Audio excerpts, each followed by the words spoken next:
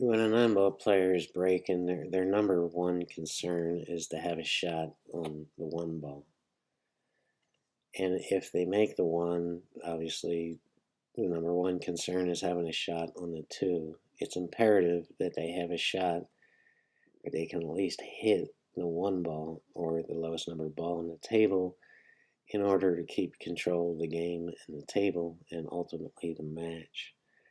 So they're not even watching the rest of the balls. If they can get a good clear shot on the one ball, chances are good that they're going to run out.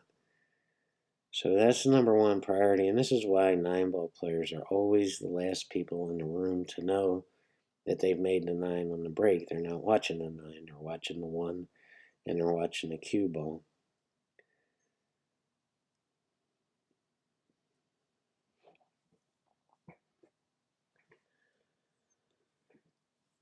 So here's something that probably no pool teacher is ever going to teach you or ever going to even run by you because most teachers don't even know it themselves.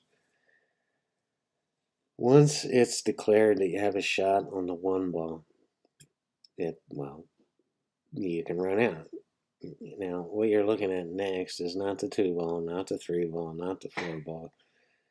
Almost always after the break, and I determine that I have a shot on the one, my ultimate concern is having a shot on the five to get on the six. If I can get past the five and the six, chances are very, very high that I'm going to win this game, run this rack, and move on with the match. So here it's obvious that it's declared that I have a shot on the one and I can get on the two. So now I am looking at the five to get on the six. And here's where the problem is with that seven. Most often you're looking at shooting whatever ball you're shooting at closest to the pocket closest to that object ball. And in this case, it's the side pocket for the five. So to get from the five and back onto the six, I have to get straight in on the five and draw back on the six. And here's the problem with this is you're flirting with disaster of scratching in the side pocket. And to get straight in on the five, you're flirting with getting behind the seven, and that's it. And giving control to your opponent, which is the last thing you want to do. So as I go through running this rack, my ultimate concern is how I'm going to get on this six ball. And let's just evolve through this and you'll see what happens.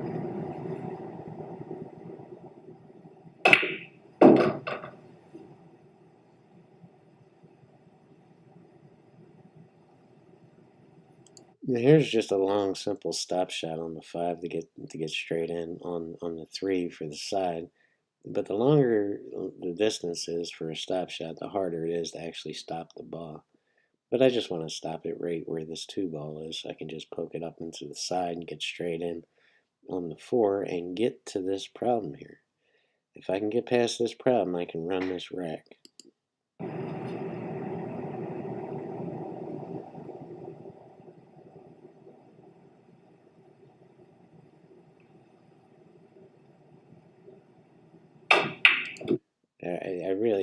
My stroke on that ball is absolutely terrible. You see how high my stick is? That stick should be down on the table.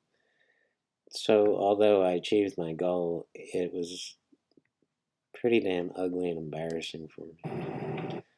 So I got straight, I got relatively straight on the three. All I have to do is bounce off the rail and get on the four. But here again, we have a problem. How we're getting from this five to the six. And my instinct is telling me just try to get straight in. But my actual brain is telling me don't try to do that. Just cinch the four and play the angle on the five to come down here.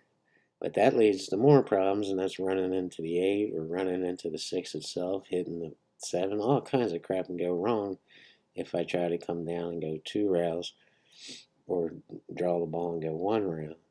So that's what we're dealing with here. That's what we're thinking about. How am I going to do this?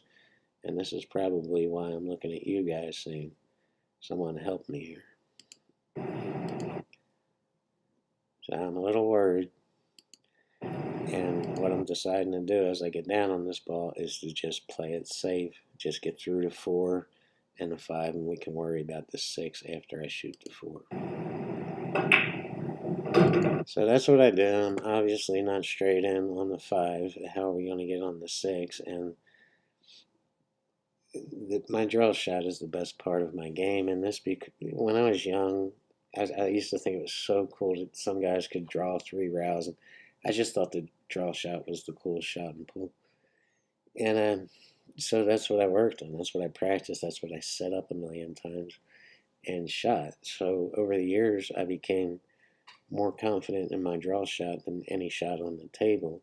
I just feel like I can control it a whole lot better than the follow shot or going 2 rails or whatever. So that's what I'm opting to do, is use this draw shot. And instead of trying to go 2 rails and back up on the 6, I'm just going to draw the ball a little bit, come down 1 rail, and try to come back up on the 6. And I am flirting with disaster of hitting that 9 ball, but I just want to get to the 6 at this point. So we're taking a bit of a risk here.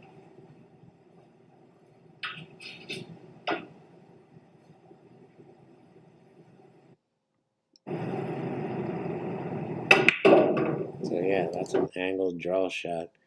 And this is heading right into the 9. And if it's the 9 fully, I'm screwed. I got a bank shot or I got to play safe on the 6. So, and then if that happens, I got to figure out a way to control the table. And what happens is I get a little bit lucky here, and it just hits the side of it, and I still have a shot on the 6. But now that leads to another problem. I can't just stop the cue ball because I'm not straight in. So now I got to use the 9 and run into it, and anything can happen here.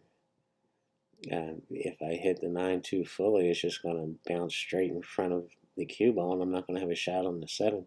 So again, I get a little bit lucky here. The 9 works to stop the cue ball, but it's a chance. It's a chance I'm taking. And it did wind up in another problem. My first instinct here, and you can see my disappointment here. I'm kicking myself in the ass. I'm looking at this angle. I wanted to get here with the cue ball so I could just come down for the 8, and it just have been simple, easy, no-brainer win for me.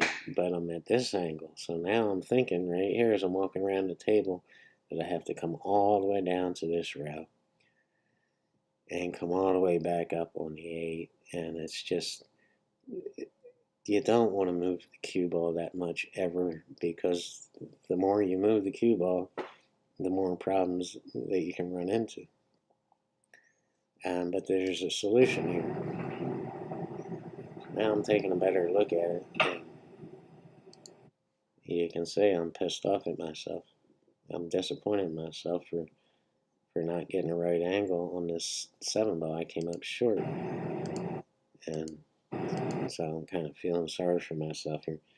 But then as I'm looking over at the 8 ball, I'm realizing, John, this 8's far enough out of the pocket where you can just stop the cue ball right there and still have an easy out.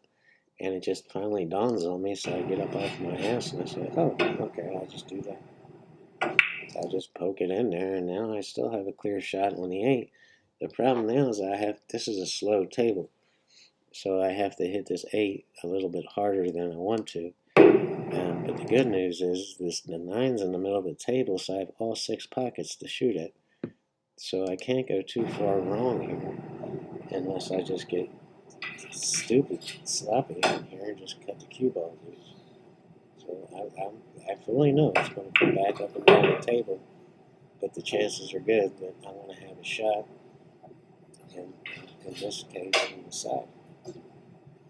And that's it. I won that game, and it should be on winning the match if my break is working. It's all about the break, folks.